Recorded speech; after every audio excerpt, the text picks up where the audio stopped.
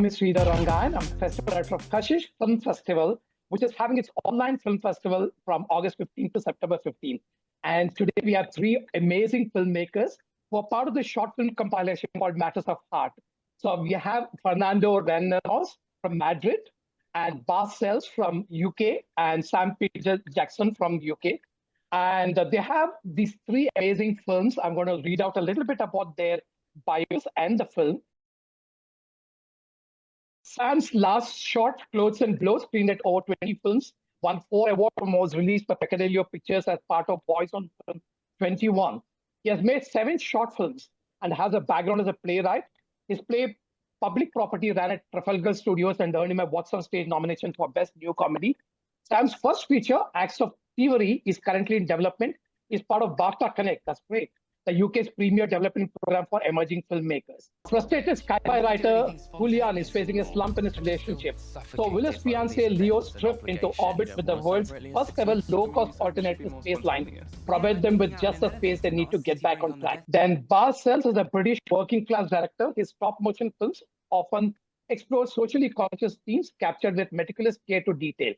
In 2018, Bas co-founded an independent animation studio 16 alongside producer Ben Jackson.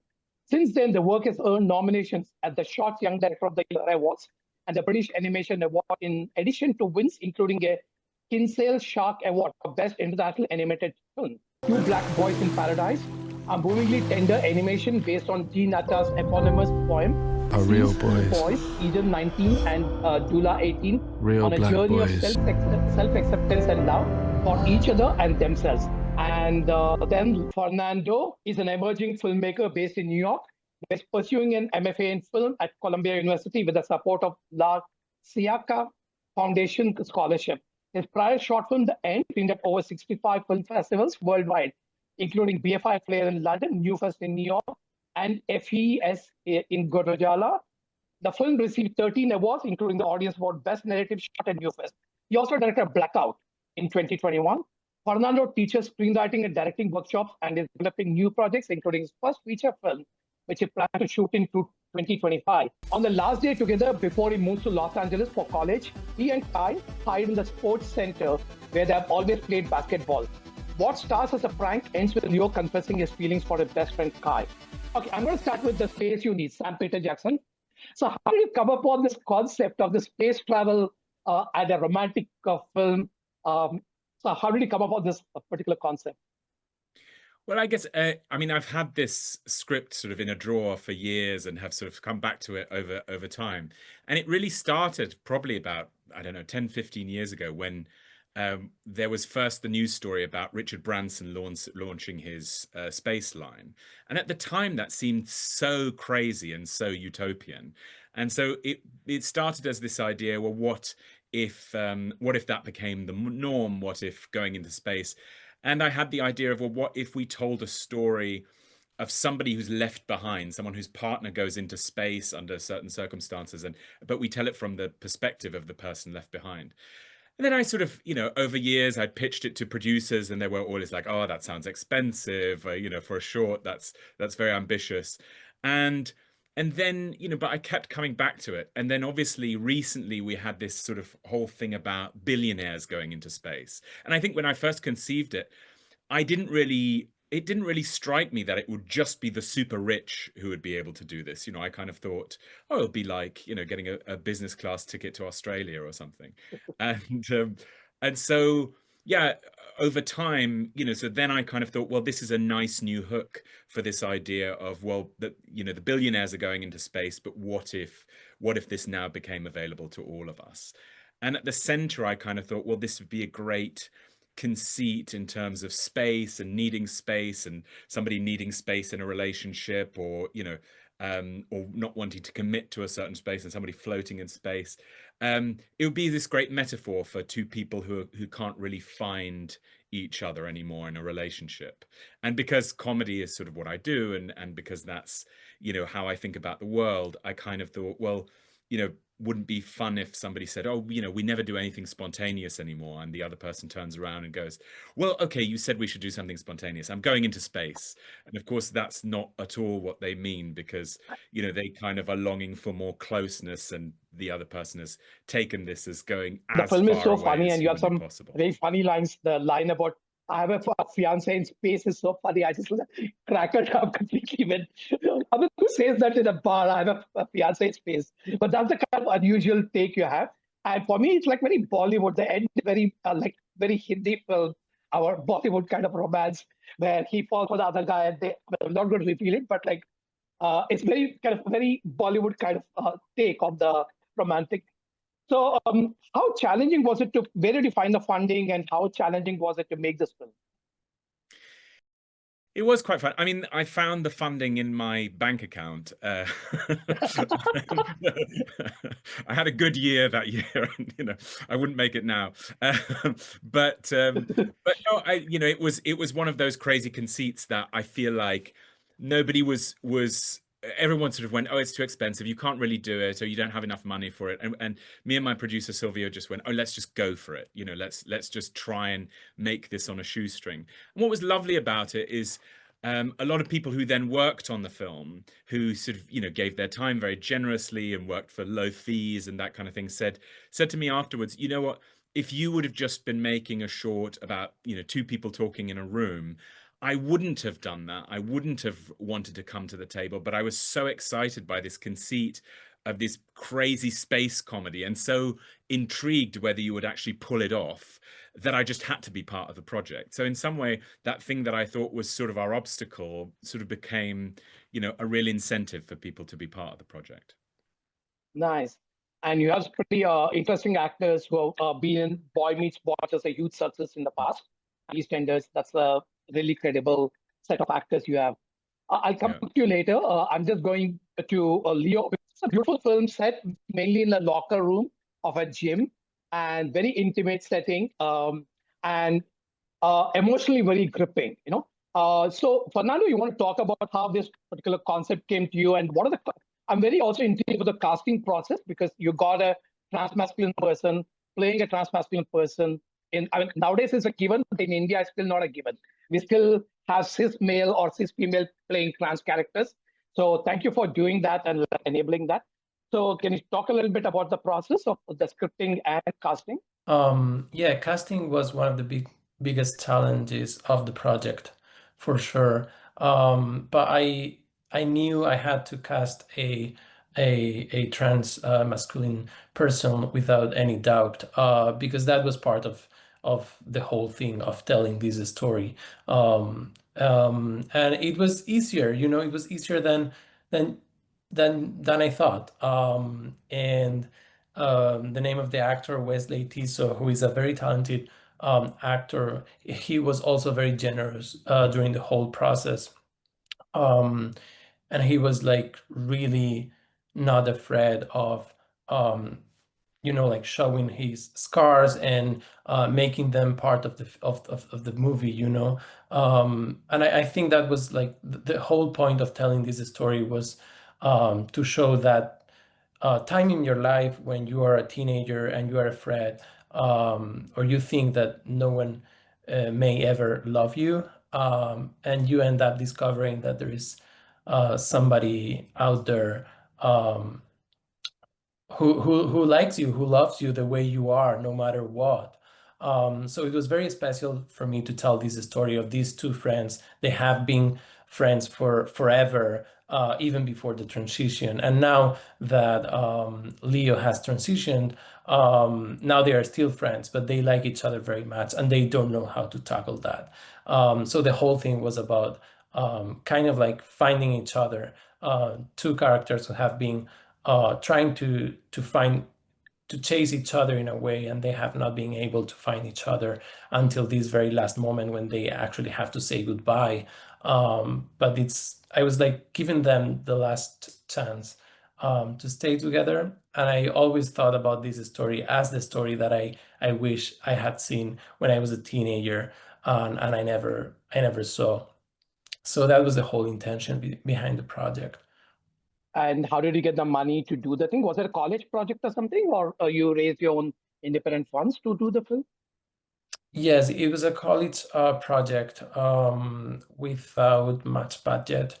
So basically, we used the production equipment from Columbia University.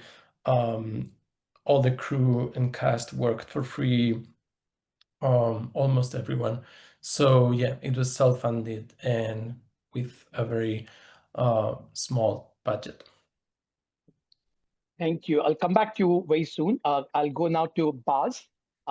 Again, two characters, but completely clay animation, not real characters, but beautifully done. I mean, it's very important to talk about Black men, especially Black gay men, which are not, we don't find enough expressions in films. And to do it with a clay animation, with a poem, it's like a beautiful story. So how did you, I mean, did the poem come to you first? I mean, or you already done clay animation before that, right? Or it's your first clay animation work? Yeah, this was our third project, puppet-based project in stop motion animation. So that's an area we're very familiar with. It's something I first started doing in film school, and that's where me and Ben, our producer, met. Ben actually introduced the poem to me. He saw Dean read the poem at a poetry reading in Berlin, and he absolutely loved it. He sent it to me along with a few images that he imagined Paradise to look like, just a few mood boards, really. But it actually came off the back of us also discussing creating a film. Ben came out in his early 30s. By that point, I'd known him about 10 years. So we were about 10 years into our friendship and we've been collaborating for a long time. He wanted to make a film at that point about the the feelings he gets, the anxiety he gets, or at least used to get more so, holding hands with his boyfriend in public, which is a scene within the film. So it kind of that kind of merged into this poem that we had from Dean. It really struck a chord with both of us. It's such a powerful poem. It's also a challenging poem as well, I found, and from the get-go, we kind of went to Dean. We said, look, we absolutely love this poem. We think it could make a beautiful short film. How would you feel about that? Dean was really supportive and he said, kind of, yep, sure, go away. And so between myself and Ben, we came up with our first draft of the premise, which was actually quite easy in reflection because it's such a strong and bold poem that it just lent itself, particularly at the time as well. We were just off the back of everything that was happening in 2020 and just before, and Black Lives Matter movement, and there were certain things we really wanted to say, and that really kind of it fit with Dean's poem. But also it was a case of, I think then once we got into development, and Dean was obviously one of our co-writers, that we then kind of worked through ideas, Dean adding his own, and because there's certain things that I think we all wanted to say. There's so many hot topics around these subjects, and we kind of wanted to get it all in there, but we really had to strip it back and refine it. And what's left is a film that's based around Dean's poem, but it's very much informed by lived experiences from Dean and from Ben as well. So that was the kind of genesis, and we spent a year in development. We were rejected for funding twice or three times before that, and then we applied to the BFI's short form animation fund, which is a fund of up to 130,000 British pounds, which is there to support ambitious short films. You don't really get that sort of backing, nearly anywhere in this country. I mean, I think Europe's quite good for supporting animation, but anyway, so that's how it all come to be. It took 5 years to make in the end, and it was incredibly difficult. And yeah, did that answer your question? Yeah, 5 years to make that film. That's what I was about to ask you. How long did it take? So I'm going to go back now to Sam. How has the film been received worldwide? How many festivals have you traveled to? And is there distribution in the offing very soon? So we're about halfway into our festival journey. I think we've played about 8 or 9 festivals. I've been to a couple of them, and what I really love, because it's quite a warm-hearted film, that when I arrive at a festival and I go up to a programmer and say, "Oh, hi, I'm one of the filmmakers," and they always say, "Oh, which film?" And I say, "The Space You Need," and everyone goes, "Oh, I love that one." And so it's quite a nice experience to give something that's joyful and warm, or that kind of stuff. That it always gets the same reaction. It always gets the, "Oh my God, that, yeah, no, So it goes straight for the heart, which I really love.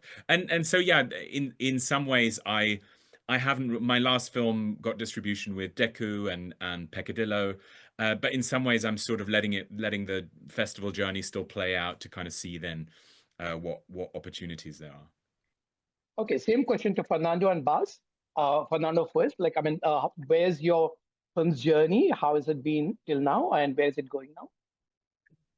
We are pretty much at the end of the journey. We've been playing at about 25 film festivals so far. Yeah, and now we are starting to receive like some requests from different education institutions or cultural institutions who are interested in screening the movie, especially when it comes to like the pride in different countries. But yeah, and we may be able to find a place, a streaming platform for it in the coming months. But that's where we are at. Nice. Baz? Yeah, so we started our festival run in March. I think we haven't announced all of them yet, but I think we're about 30 festivals. It's been a mixed bag. We've done really we've had some incredible kind of experiences at queer festivals, particularly we've played at BFI Flair. We played Frameline, Inside Out Toronto, and many others. That has been incredible because really the film it's obviously it's a story, for queer and Black communities and audiences, but it's a very unapologetic film. So much in the same way Sam was described, when we do get that reaction, it is a film that's unapologetic in really rooting for our main characters, and we make no qualms about it. So we're doing really kind of, we're thankful for our kind of successes on the festival circuit. As the other guys will know, there's plenty of rejection that comes with it, but that people don't see.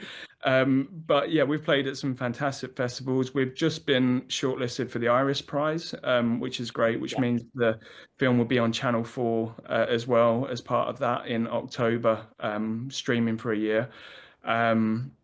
We've just signed, I think I can say this because I think the news went out the other day. We've just had distribution with Kurz Film Hamburg. So I think we've kind of pre-launched the announcement, but we're putting out our own announcement in about a week's time. But it's been fantastic, and going to festivals, as a guy said, it's such a magical experience. The only shame is you don't get to go to enough of them. I mean, we would have loved to have been with you guys.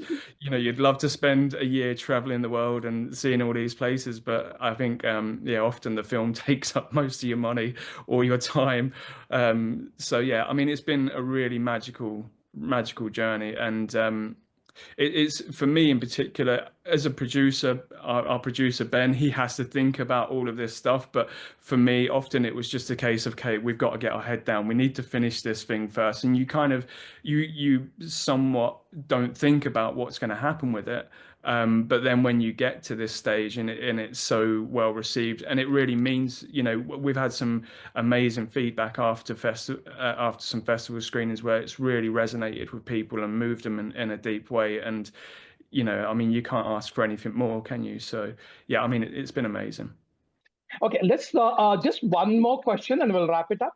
Sam, what are you working on further down? You're already developing a feature. If you want to talk a little bit about it, you can do that. Sure. Yeah, so I've been developing a feature for a while with my producer, Sylvia Felcher. We're actively looking for production partners and financiers, if anyone's watching. And it's sort of it's genre-wise I mean, no sci-fi, but it's genre-wise sort of in the same world. It's about a gay couple who are in a bit of a slump in their relationship, and in the process of that get caught up in a game of cat and mouse with a local burglar. And we've been sort of pushing this project. You know, we're sort of you know how it is, one step forward, one step back. You know, it's tough, but we have some nice things going for us. We have Stephen Fry, who you mentioned before, attached in a supporting role. Nice. And the script has been for a while in the top 1% recommended on Blacklist. So we're pushing, we're trying, you know, but it's hard, and you know, but it's a project I'm really passionate about, and I think the space you need tonally is a really nice reference for it. But you want to continue? You want to continue making short films by the time your feature film happens, or that's it? You know, need to jump to the feature film right away. You know, it depends how frustrated I get. If the wait is too long, I'll want to make something. I have quite a nice outlet at the moment. I'm making short films with a drama school here in London, Rose Bruford Drama School, which I've done for the last year, and we're just going on to the second batch of projects. And that's quite a fun way of making short films. I do script development with the students, and then direct the films with a part professional, part student crew. And it's a nice way to continue to make short films without, you know, having to self-finance them. And it's very exciting working with drama students as well, because, you know, they've been in this theatre bubble, and they're very keen to you know, have screen experience. So it's really nice making a short film where everyone on set is just so excited and so keen about having their first experience on a set. Thank you, Fernando. Yes, so basically, well, I've been working on a new short movie. We just finished post-production a couple of weeks ago. Now we are entering into the distribution waters. We'll see how it goes. But yeah, it's a very What's the name of the dear. film? What's the name of the film of the new film? It's gallina, which means chicken. The double meaning of chicken, like being a coward, and then also like the chicken, the animal. It's the very first project that I shot in my hometown in the south of Spain. So it's very dear to me, and it's a story about a young kid who is navigating his admiration for his best friend, but also he feels like trapped in between his masculine and feminine side. Yeah, and I'm excited about it. I'm happy with the result. It's been a very, also like a self-funded project, which has been very challenging, but also has taught me that I don't want to go that way anymore. So hopefully for my next project, I'll work with a production company and I'll make it once I have the money in my pocket. Yeah, and I'm also writing my first feature. So yeah, that's the two things that I've been working on. And Nice. I will keep working on in the next few months. And we hope to see your film in our next Kashish, if it ever happens. You never know. Of course. All the I film would love festivals are to. holding up, and we are trying to kind of keep it going. You know how it is so challenging to do a film festival now with, I mean, especially the Trump changing policies, etc. The DEI funding drying up. It's a nightmare to hold film festival, but we're just surviving. But we'll do 2026 Kashish. Hopefully, we'll see your film. Buzz? Like the guys here, I'm also working on my first feature. I'm quite early in development at the moment. It would be a stop motion animation. Wow. Incredibly It's ambitious. a featureless stop animation. Wow, that's awesome. Yeah. I mean, it's what I know now. I used to do live action many years ago, but I fell into this, and yeah, I'm absolutely loving it. So, yeah, I'm working on that. It's based on a very personal story from a family member. It's something I've been wanting to make for the best part of 20 years, but the subject matter is quite complex, and I've needed to feel ready both kind of professionally and emotionally in order to, yeah, address it. So that's me. I don't want to give too much away at the moment because I'm still in the process of figuring out. So I wouldn't want to put something out there forever that tells people what it is and it's not. Sure. Also, our producer Ben is looking to develop a live action series which is based on a book by his boyfriend who is an author. His name's Kai, and he described it as Gilmore Girls meets Heartstopper, and so that will be a bit of a a transition for Ben because we've mostly been working in stop motion, but he's really keen to kind of branch out as well. And so I think he's hoping for maybe like a 3-part series type thing, maybe on a streamer if possible. But I mean, these things take a long time to make, so we'll see. But that's what we're both working on at the moment. Congratulations for all three of you, and I hope you get to make the projects you do, and quickly too. Not really, how it is like getting money and putting everything together is tough. I understand that. So we're going to thank you for joining this conversation, and we are looking forward to seeing your film on the platform, and also wish you best of luck with all your future works. And thank you for that. Thanks very much. Today, we are talking to two very wonderful filmmakers who are part of the short film package called Matters of Art. First of all, I want to introduce Thanasis Tsimpinis, who is a Greek film director based in Brussels with a background in social administration and political science. Their work explores queer identity and relational dynamics through a romantic, often dark and dreamlike lens, with features on the New Yorker, Numbness, and Vimeo Staff Pick. They shot Escaping the Fragile Planet 2020, which reimagined the dystopian mood of its time, screened at 50 festivals, including Kashish Pride Film Festival, of course. And we also had their earlier film, Fawns, which played in Kashish 2015, way long back. In 2024, they graduated from Lucas School of Arts with Simon at the Nightshop. Thanasis is also active in LGBTQI plus advocacy, directing projects that challenge inequality, celebrate queer resilience. Wow, that's a lot for such a young age. And their film is called... Go ahead. I'm not that young, but don't tell anyone. Okay. But you look great. You look great. Yeah, thank you. They look great. You too. They look great completely. So their film is called Simon at the Nightshop. Simon, a lonely man in his 40s, longs for a more fulfilling sex life, but struggles with feelings of rejection both on dating apps and in real life encounters. Until one day, he feels noticed by a young cashier at a local night shop. At first, more spontaneously, but then more methodically, he sets his mind to winning him over, lost in his own fantasy about the situation. By the time he decides to change his approach, it's already a bit too late. Okay, let's figure out what it's all about, why it's so late. But I'll now go to introduce the second participant today, Emmanuel Imani. He's joining us from UK. Emmanuel Imani is an actor, writer, and producer known for his roles in the Amazon series Riches and Netflix Geek Girl. And Geek Girls Part 2 is coming. Can I announce it or I can't? I can edit. Okay, Geek Girls Part 2 is coming soon on Netflix. And Emmanuel is busy shooting for it.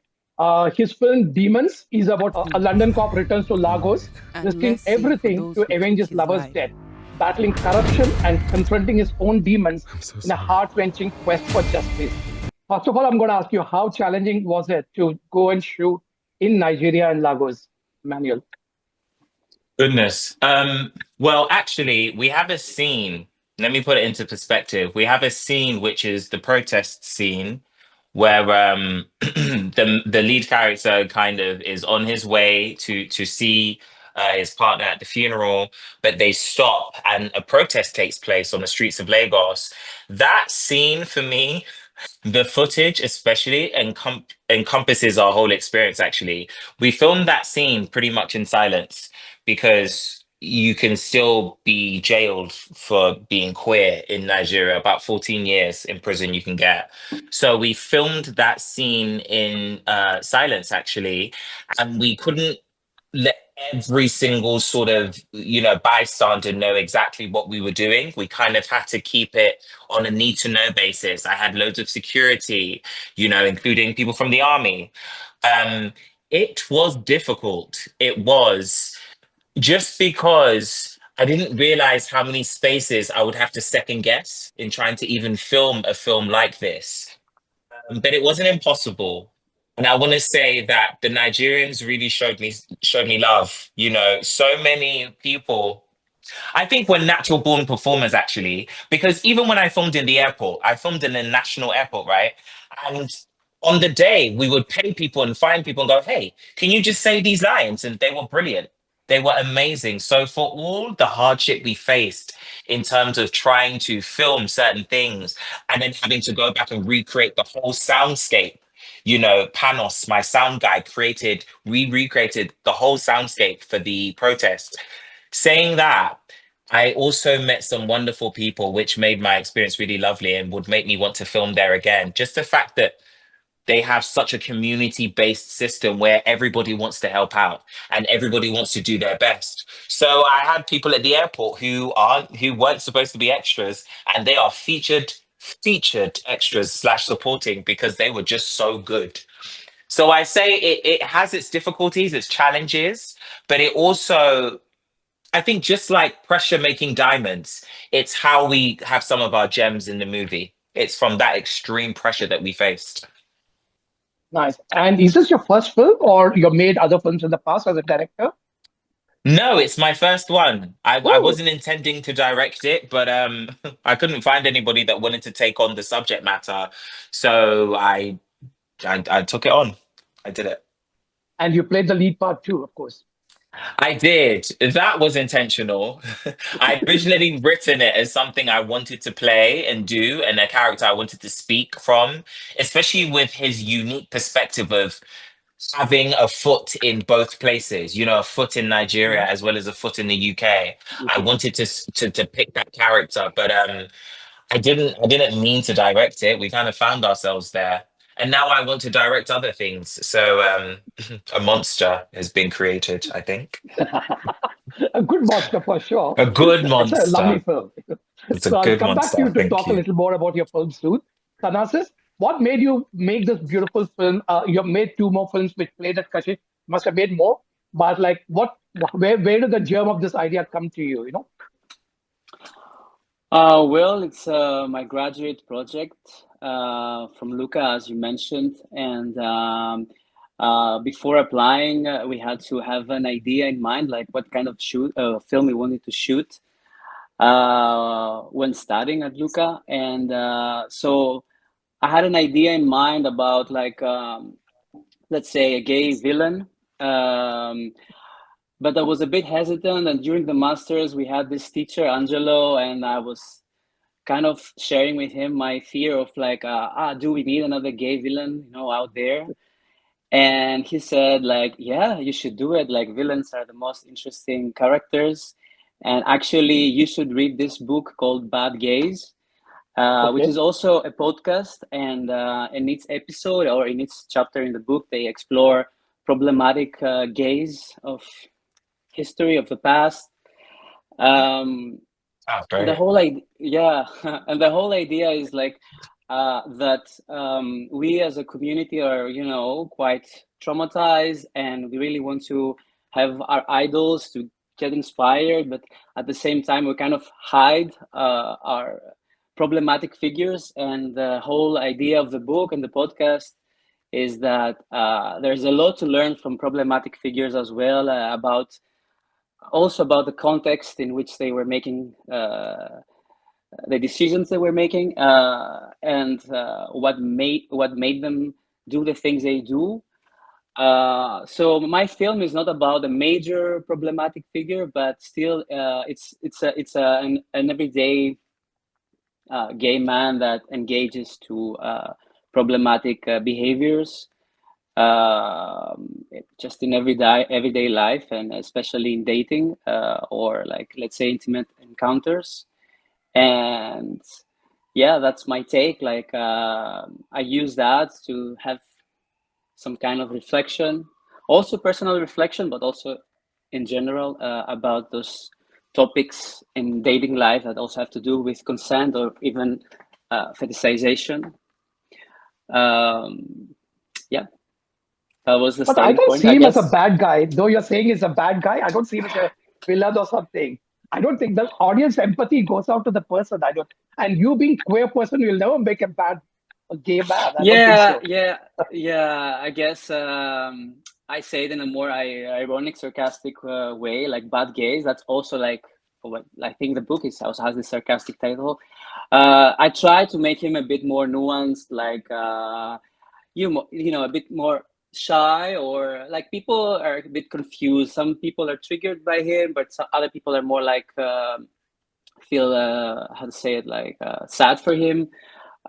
So yeah, it's not necessarily bad, but he's in my opinion, he did something bad, and or yeah. Okay. And like, how challenging was it for you to find the actors to play the parts? Or since you have done already 2 films, did you cast anybody from the Fragile Planet by any chance of this film? None of, or totally No, different? no, Okay. no. I wanted to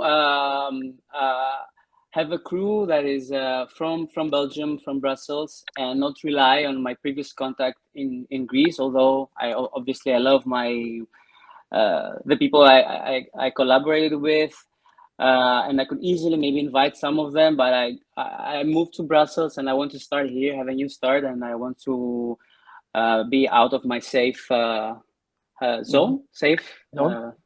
Yeah. Yeah, so So yeah, everyone involved in the crew is Belgian or Belgium based. No, I was kind of lucky with the actors. They were my first choice. Yeah, both Tom and Salim were my first choices, and they were recommended to me by my community here, and I met them. We talked about the story, like the casual stuff, you know, that every filmmaker does, and then I put them together, and I liked the chemistry, and I didn't necessarily challenge myself in that sense, but there were other challenges regarding the production of the film, like me being someone new here in the industry, not knowing anyone, having to reintroduce myself. And like shoot this as a student project with basically no budget, but also in 3 languages that I don't speak off. Like yeah, so there were other challenges, but the casting was not one of them. okay, cool. And for Emmanuel, of course, the casting was a given because like he cast himself as a primary role and is written for himself. But how difficult was it casting for the other 2 principal characters, the one who plays your love interest and the person who plays your friend who gets shot in the... I can't reveal that. Okay, who plays your friend in the film? Yes. I'm again, you're gonna think I cheated. I did a show called Wheel of Time, and the casting director is Kelly Valentine Hendry, who casts Bridgerton. Has anybody heard of Oh Bridgerton? wow! Of I'm course. a cheater. I used the casting director from Bridgerton. It's like, Kelly, I've got a film. Please have a read of the script. She read the script. She wanted to be an exec producer and to actually get on board behind the film. And I then asked her if she would be so gracious to casting it. So Kelly's office helped find my cast, helped me find my cast. I'm so grateful because Dom Top, for instance, who is my villain, I would say, I don't know how I would have found him if Kelly and Lily, who works with Kelly, if they hadn't have gone and found me all these young queer actors from London. Because one thing that I thought was important in my production was to have queer people playing queer. Just Okay. because I don't feel, I just don't feel as if the table is fair, and I don't think there are enough opportunities for out queer actors. So I would love to have them in my productions playing queer if I can, just to also bring nuance and some real truth to the role. So I was lucky. Dom Top, Chris was cast from Kelly's office, for instance, and I remember receiving a bunch of tapes the first round. And I was like, some of them are okay. I'm not sure. I'm not sure. And then Kelly and I kept going. Lily and I kept going. And I got sent this tape, which is Chris's tape. And I said, wow, everything I manifested is on screen right now. This is the person I saw in my head. I think that's how I knew that the casting decisions would be right, was when it was literally people I had manifested in my head were now in front of me. That's when I was like, okay, you're the one. I have to cast you. That was my casting process. I may have had some help. And what about the character of Rotimi? What did you cast him in Lagos, or did you cast him in UK and took him to Lagos? From Lagos, the only real lead I cast from Nigeria was the boyfriend, Yomi's Okay, Yemi. character. Okay. Yemi, his name in real life in the film, sorry, is Yemi. That was the only character I had cast from Nigeria. I didn't have much time out there prepping with the team out there in terms of ensuring I could find the cast I needed in the time I needed. Because Nigeria's system works differently. They don't have casting directors in the same way. You more so have to go out to managers and agents. And I've moved recently. I'm just finding my feet now. So ask me this question next year. I'll have a different answer for you. A Okay, different answer. perfect. Okay, just to ask you one other question, why did you end it on a sad note? Why didn't you want to leave it on a happy note? Is it because queer community in Nigeria, there's no hope for it, or didn't you want to show a bit of hope? You show it to the protest, of course, but yeah. Right. Well, initially, I had a different ending. It was leaning more towards a dark comedy, and it had my lead riding off together, and making some kind of joke about it. But I wanted to be honest, and I didn't want a Hollywood glossy ending. I wanted to tell the truth, and I felt like the people in the Nigerian communities, in the communities all over Africa and India, everywhere where you are not allowed to be queer. I felt like they deserve the truth. And I know it has bitten me in the bum because some people do not like the film because they would have hoped it ended on a happier note. But I cannot lie. And that isn't the truth. The truth is not a happy ending for those people. So why would I do Right. that in a film? What I did do, as you alluded to, was my protest footage. That has the truth in it. There are people rebelling against the system daily. Yeah. And whether we are aware or not, they exist and we should be aware and we should be standing in support of them. Now that we know how it can turn out if we don't support these people, let's support these people. So that's why I ended it truthfully, but then I added protest footage to kind of make sure the story has a full circle moment and it tells the entire truth. Perfect. And Thanasis, like, which was the most difficult scene for you to shoot in the entire film? Did you have any, oh my God, how do I do this scene today kind of moment? Well, production was the sauna scene. It was like a gay cruising sauna, and of course they are all day open except for the cleaning hours from 6 to 9 in the morning. So we had to shoot two scenes that were quite intimate with naked bodies involved in 3 hours. So that was pretty challenging production wise, but story wise, or maybe I'd say it like. Directing wise, for me, it was challenging the aggression scene towards the end, because again there were a lot of nuances to take care of. I didn't want to for the main character to look like a victim, or the people defending their friend to look like aggressors, because then I think the whole point of the film will be missed. And it was my biggest struggle. Also, while writing it, people would misread it.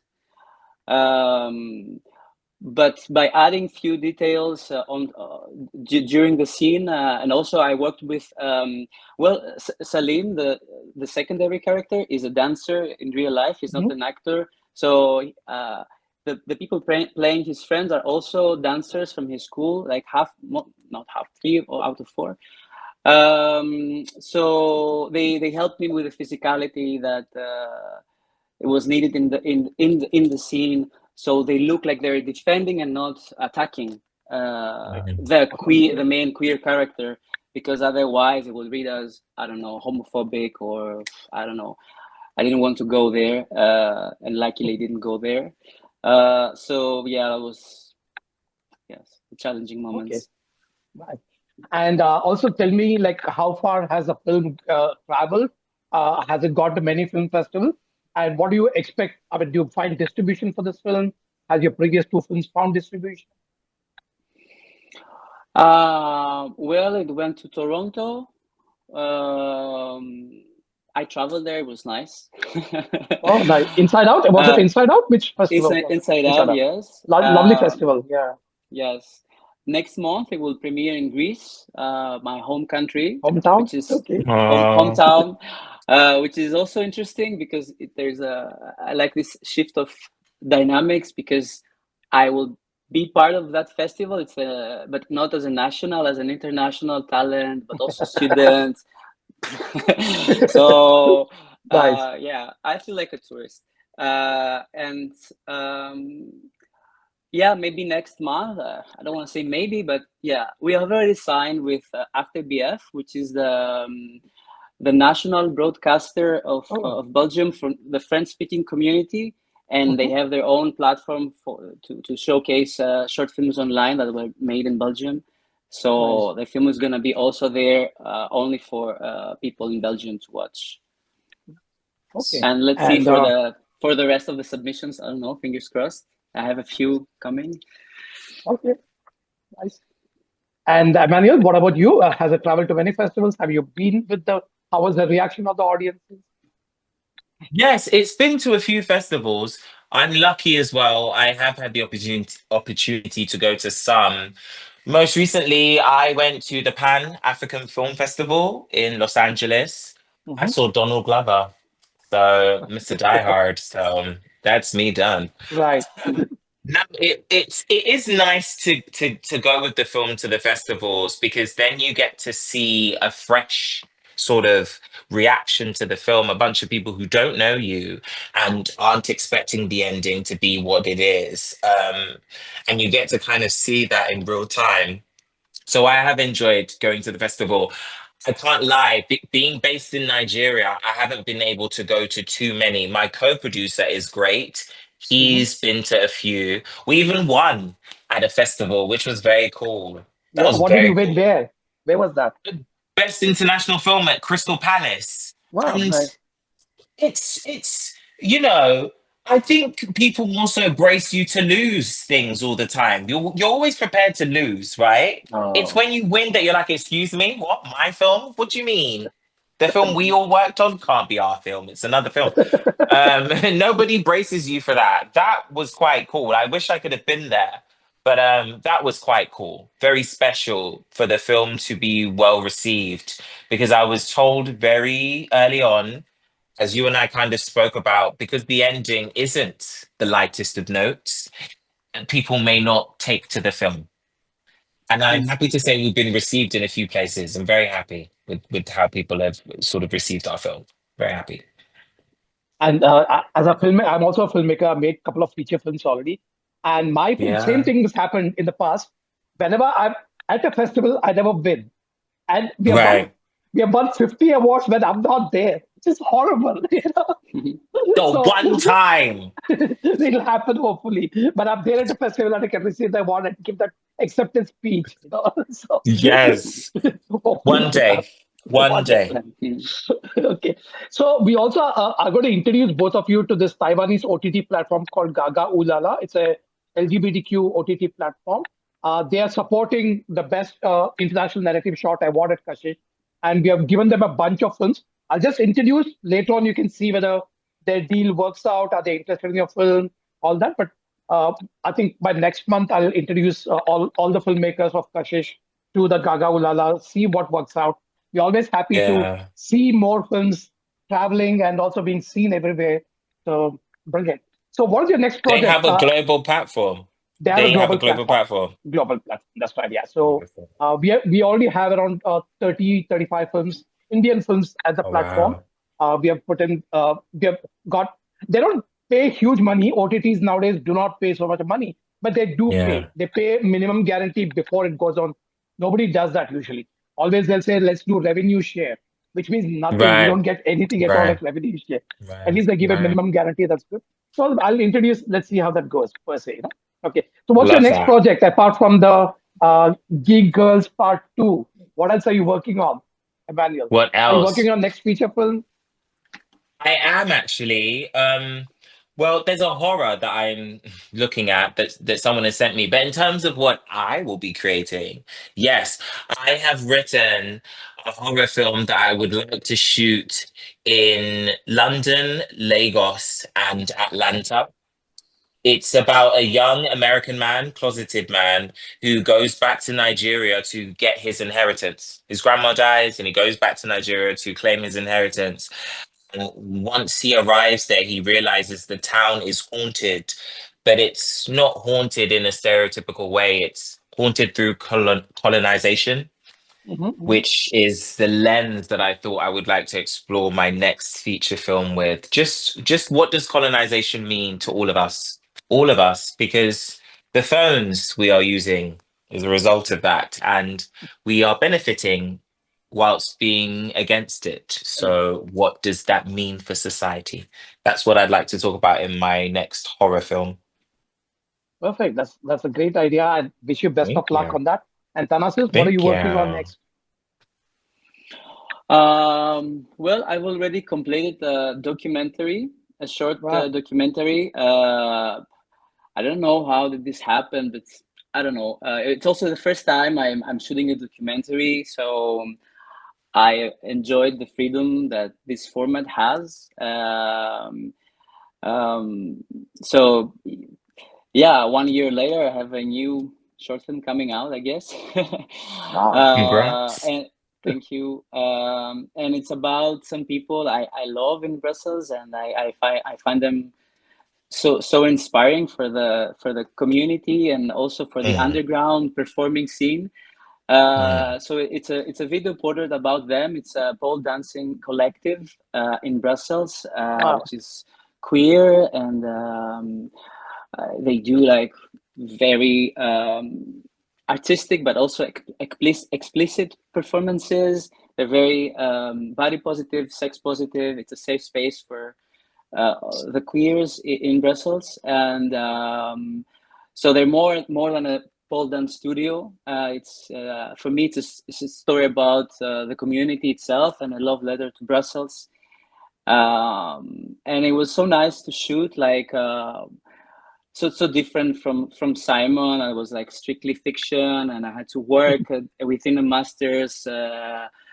The script and all the nuances, but with them, I just went with the flow. They were kind of writing the story with me, and I don't know. And we also had fun with the media we used to film them, like from good cameras to messy cameras, or like iPhone footage and GoPro for the pole dancing moments, or VHS, like mixed media vibe. Yeah. And they also have their own vibe, this collective. They have this Y2K girly Pussycat Dolls style.